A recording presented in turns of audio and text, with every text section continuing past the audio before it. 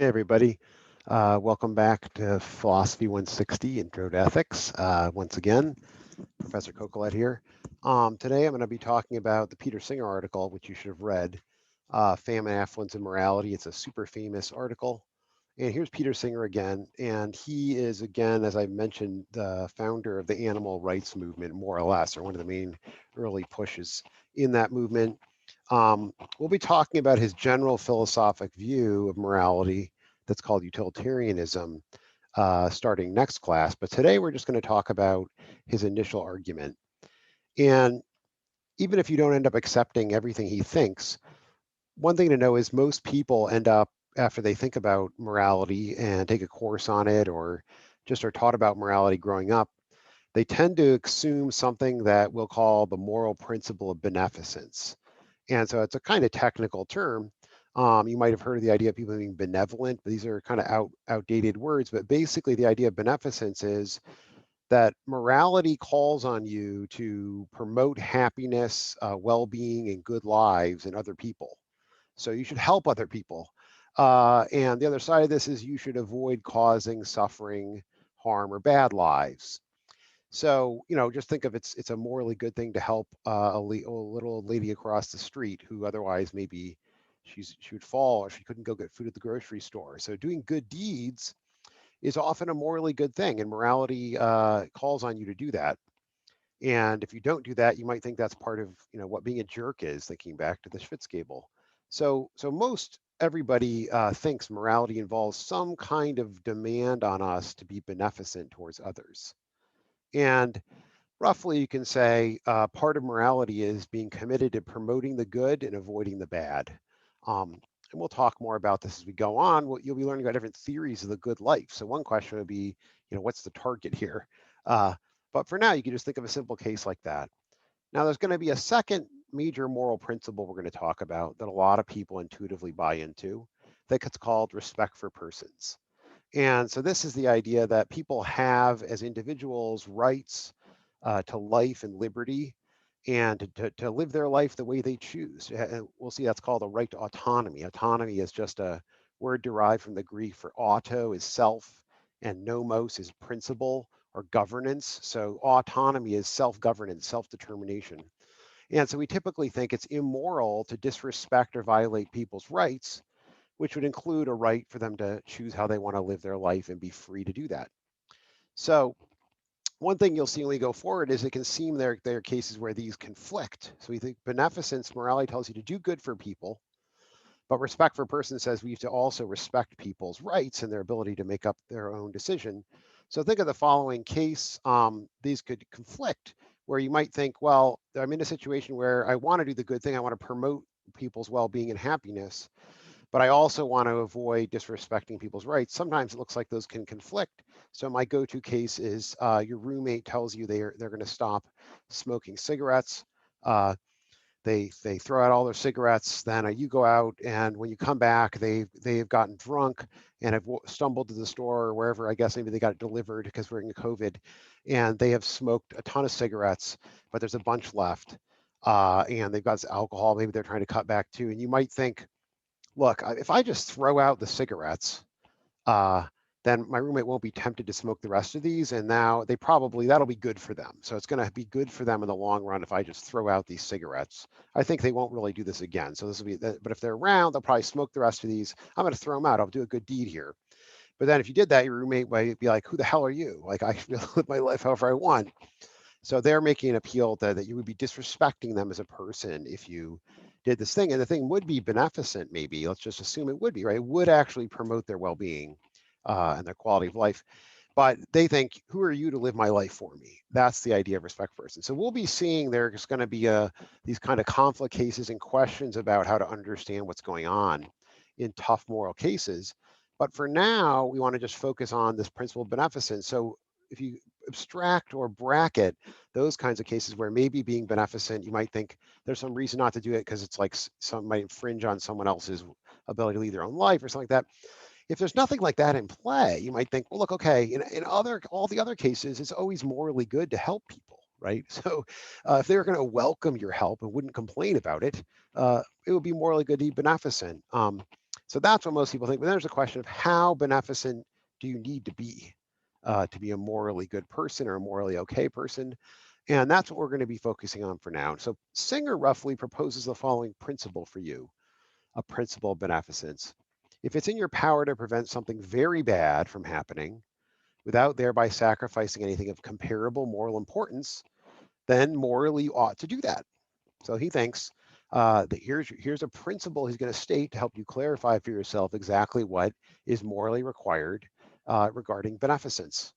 Um, okay, so we're going to want to think about this. Now, okay, of course, if you read the article, you know he then plugs this into an argument for you giving a lot more of your maybe luxury enjoyments now and in the future. And when you're thinking about what kind of job to pick, maybe you feel a lot of moral pressure if you bought into this view to really devote your life to helping other people. So he says, look, it's very bad to suffer a lack of essential goods, food and medicine. Uh, it's in your power to prevent that. And you can prevent that without sacrificing anything of comparable moral importance. So you're morally obligated to prevent those people from lacking basic goods. So think back to last lecture I gave you, kids who are in dire poverty and growing up in insecurity. It's gonna damage their entire life, right? That could some of them might die, or just it's going to be really harsh and horrible for them during the time they're growing up with the situation, and it might have a big impact on their psychology and give them psychological issues for the rest of their life. Now, let's say you can, not go on a trip, or you can not buy not upgrade to a new computer, or whatever it is. Something that's you might think, okay, Singer is saying maybe you should consider that you morally ought to give that up in order to help these other people.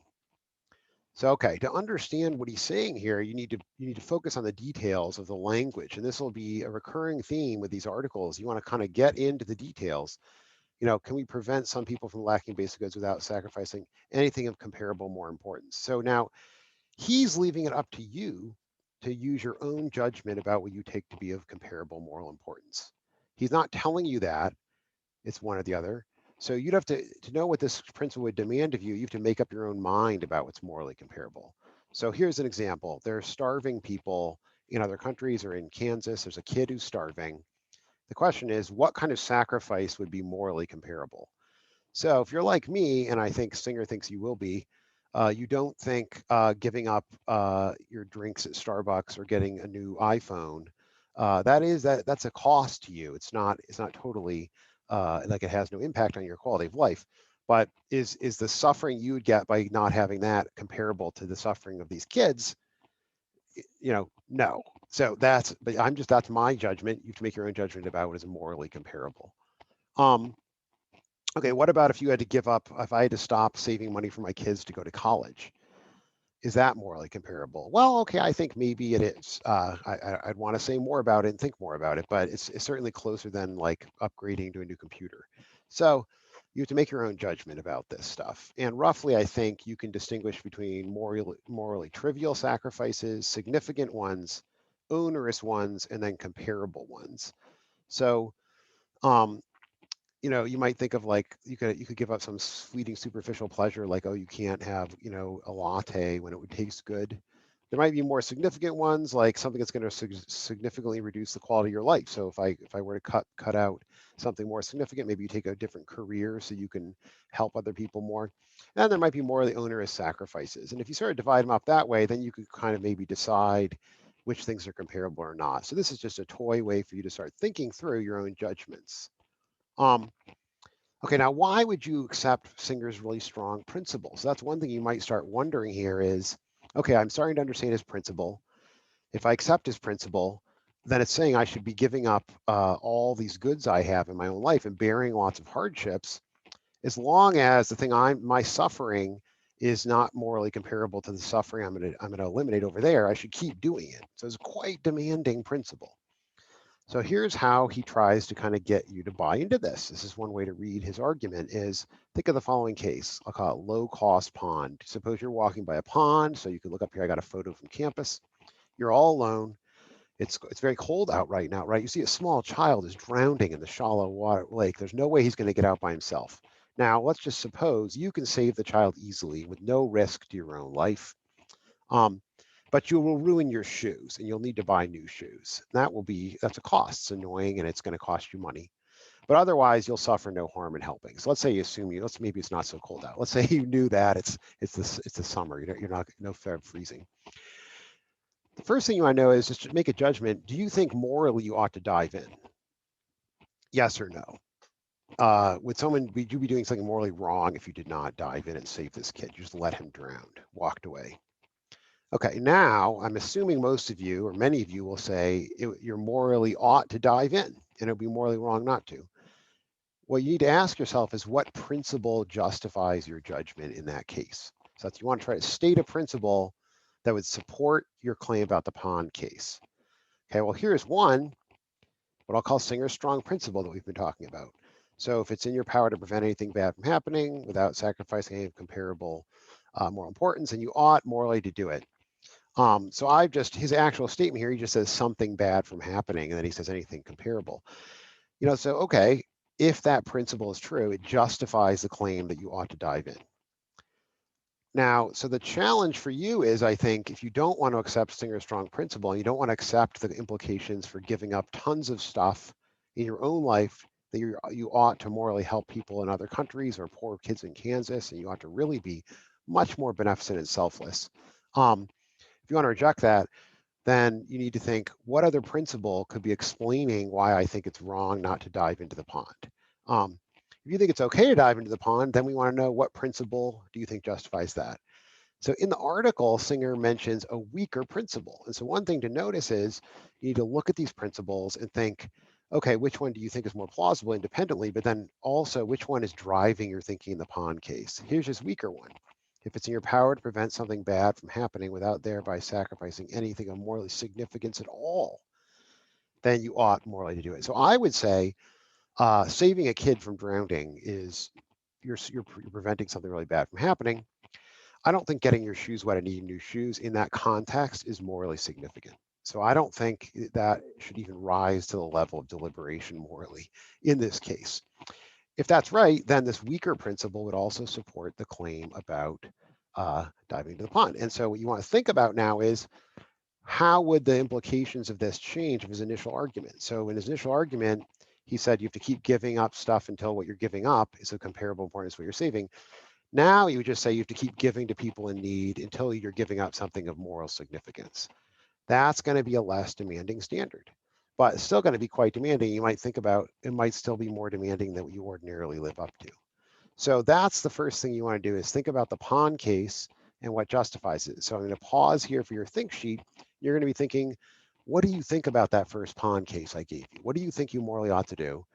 And what principle justifies your view? Is it one of these ones Singer has given you, or can you come up with some other one to try to figure out what would motivate you to think what you do about that pond case? So hit the pause, and then we'll come back.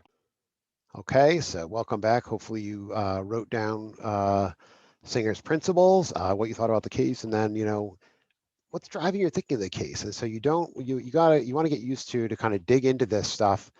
You don't have to go with the options that are on the table. You might come up with your own. That could be where it could be kind of fun to come up with your own view, figure out what you don't like about some of the other views. Okay, now we're going to talk about some objections. So one objection Singer imagines you having is, so that last slide I purposely picked, this is a picture, a painting of Jesus. You might think, well, gosh, it would be really good of you to help tons of people in need who are in poverty. So think about the implications for these arguments Singer has, especially his initial one. You need to give up. So they're kids who are in poverty, their lives are being seriously impacted. That's really bad. You might think, I need to keep giving up stuff in my life as long as the thing I'm giving up is less morally weighty than the good I'm doing. I have to keep doing it. So you're going to have to give up lots of stuff. You might have to give up, all kinds of substantive things, because you think, look, even if my kid, like let's say I stop saving for college and my kids can't go to as good a college, or maybe they should take out loans, that's going to have an impact on them and their life, right? It's going to be a hardship. But is that hardship bigger than the hardship of these kids in food insecurity? I don't know. I mean, growing up in poverty can be very hard, right? And especially if you think of more extreme cases, what if some of those kids are dying? Well, that's clearly worse than the hardship on my kids. So then Singer's strong principle would say I have to give that up and give that money away. And one thing you might say is, look, okay, that sounds like saintly charity, not something that I'm morally required to do. And so I've got this silly example. There are things that you do where someone says, that's a good job, great job, that's really admirable. And so if you remember, we talked about the sweethearts. They do things that are really wonderful, but it's not clear that it's morally wrong not to do those things. And so that's the first objection is you can make a distinction between, so if your action violates a moral obligation, you have a duty to do something, versus something's permissible. So permissible things are things you can do. You don't have a moral obligation not to do them. Okay. And then there are things that are your obligations. You have to do them. So some things you got to do, other things you're allowed not to do morally. But now there's what philosophers will call virtue can involve what's called supererogation, which is just this crazy technical term. It roughly means above and beyond the call of duty. So some people do things, sweethearts, do things that are charitable and courageous and loving, that are maybe a huge self-sacrifice. And we admire that. We admire those people. We look up to them. But you might think they weren't morally required to do that. We're not all morally required to be saints. And so we'll be talking about this as we go on. But so that's the idea. You might think it's admirable if I give up so much for the poor in Kansas, help all these kids. That would be really great. Maybe I should have, people should thank me and I should have my name in the paper. I'm a great helper of people. But I wasn't morally required to do that. So you want to see, notice Singer rejects that idea. So he says, no, actually, it's morally required for you to give as much as he's saying. And that's really what he's claiming with his principle. It says it's what you morally ought to do. And he has in mind, it's not just this really great thing you could do. It's something you morally ought to do or you're obligated to do. And so you want to think about for beneficence, what do you think would be good to do in this sort of virtuous supererogatory way? And what do you think is actually morally required? You ought to do it in a sense of an obligation. And I encourage you, that's a part of Singer, you should go back and look at what's his argument. So what did he say about this thing? About how does he argue that it's an obligation and not a saintly good thing? So then he discusses some, I think, rather weak objections. One is, look, you could just complain that his moral standard is very demanding. And he says, sure, but if we're honest, that doesn't really ground objection. And he mentions St. Thomas Aquinas, uh, famous founder of a lot of Christian Catholic teachings, and so you can look at that. But I think that's, and so one thing you want to notice here is you could agree with everything Singer says, and you could still say, I'm just not going to, I admit that morally I ought to do this, but I'm probably not going to do it. It could be a prediction. And you could say, maybe I don't even think I should do it. I think I'm just okay with not being that moral. So that's always going to be a thing we're going to come back to. But we're trying to figure out now, what actually does morality require you with beneficence? The other thing is he says direct relief is just a Band-Aid. There are larger systemic causes or problems. He says he totally agrees. Great. So you should give to individual people you know you could help, and also do other stuff, help the systemic stuff. And then you could say, if we all give a ton of our money, the economy is going to tank. Or you could think about things like that. Well, if we all started doing what Singer says, if we all become very selfless, it'll lead to bad results. And he says, look, this just means to work out the details in a smart way. It doesn't change that beneficence demands what he says it demands of you. So his principle might be true. And he thinks under current conditions, it's just not true. Everyone's going to start giving the way he says. So in your case, you could start giving a ton and it's not going to wreck our local economy. You're just one person. So you should go ahead and do it. So those are some kind of relatively weak objections. I'm going to talk about one more, I think, pretty good objection from another philosopher, Garrett Cullity. And so I sort of adapted and changed what he says to make it more accessible. And I call it the don't enable vice objection. So he says, no, hold on. You think about beneficence. Beneficence is telling you to help people. Singer is saying you to help people until the cost to you is morally comparable to the help, or the cost they would bear if you didn't help them. So he says, okay, let's think about the people who you help when you do something beneficent. If you help them, will they lead good lives? Well, there are two questions here. One is, will they be happy and not suffer? Okay, yes, we know in lots of these cases we can figure that out. We can do something that'll make someone's life go better. But will they be moral or immoral? That's a little harder, right? You know, the people you're helping, are they going to be good people? Yeah, he thinks we have to pay attention to that second thing. And he thinks generally, it seems that you're not morally obligated to help people if your help is just going to enable them to act immorally. So, one thing would be like if some bad people are up to some nefarious plan to do something horrible to other people, and they're like, hey, can you lend us a shotgun so we can go kill some people? You'd be like, no. So just, you don't want to just help people do whatever they want to do. You want to know, are they going to do moral things or immoral things? So based on that thought, here's another way to think about this. And so this is not exactly in culty, but it's an extension. Is so now imagine our initial pond case was this. Suppose you're walking by a pond, you know you're alone. You see a small child drowning in the pond. You can save the child with no risk, right? You'll ruin your shoes. Okay, but now let's imagine it's baby Hitler. So I hate to use the Nazi Hitler case, but here we go. Uh, Imagine if you were walking by the pond, you're alone, you see a small child drowning in the shallow water, and you happen to know that's baby Hitler. Somehow you know that. And so one thing we're going to do here is we're going to start talking about cases like this, philosophy cases that involve rather far out fanciful details, but this could happen. That's the idea. And so it's to get your intuitions going about a case to help you think about what moral factors matter. And so this is a rather fanciful philosophic thought experiment, they call them, or case, where let's say you did know it was baby Hitler. Now, do you think you should dive in? If you don't, Hitler's going to die, and World War II will have never happened. The Holocaust never would have happened. Uh, so all the horrible things the Nazis did during World War II, those won't happen if you don't dive in. If you dive in and save him, you'll save baby Hitler. His life will be better than if he dies, but he will grow up and perpetuate the Holocaust and all the other horrors that occurred during Nazi Germany. So now, what do you think you would do in that case? Do you think morally you should dive in and save baby Hitler or not? And so one thing you might think is, if you think you shouldn't dive in, here's a principle that Colty could appeal to explain why you shouldn't jump in. Why would it be not morally required to jump in and save baby Hitler? Well, you could say, if we know that a person in dire need will live an immoral life if saved, then we have no obligation to save them. So that could be a general principle that could justify not diving in the baby Hitler pond case. You could say, look, there is a person in dire need. You realize beneficence usually tells you to dive in and save people in those situations or help people in dire need. But if you know the person is going to leave an immoral life after you save them, then that cancels the obligation to save them. Now, think about what that would mean in principle, right? Well, here's one thing: is we want to set a standard of how immoral. But let's just say we left it as substantively immoral life. They're gonna regularly fall short of their moral duties, for example.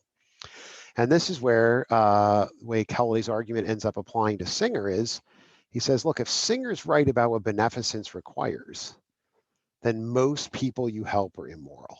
Okay, so to get this last part. So I hope you understand there's the baby Hitler case I've given you to help you see why maybe you would endorse this principle like the one up here. You're saying there's a limit to beneficence.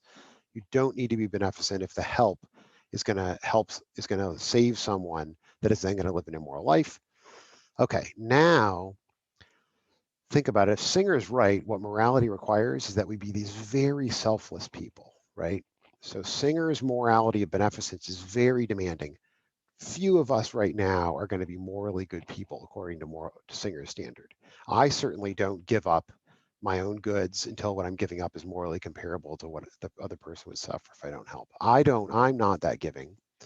So I'm not a moral person according to Singer's standard.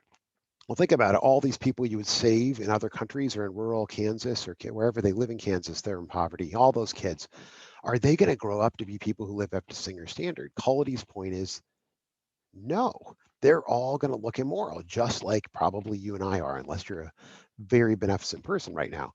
So then if Singer's right about what beneficence requires, most people are immoral.